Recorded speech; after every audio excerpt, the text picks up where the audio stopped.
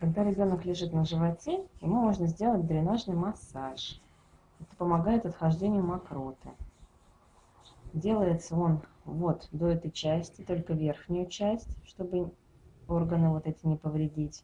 Там, где кончаются ребра и где кончаются легкие. Делается он ребром ладони, вот такими движениями, только кистью. Должна быть пальцы мягкие, вот так ходить.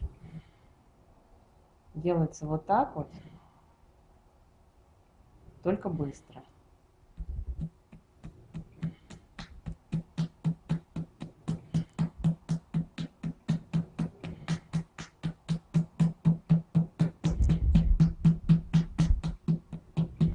По 2 минутки. 2 минутки отстукиваем, 2 минутки гладим. Спинка красная.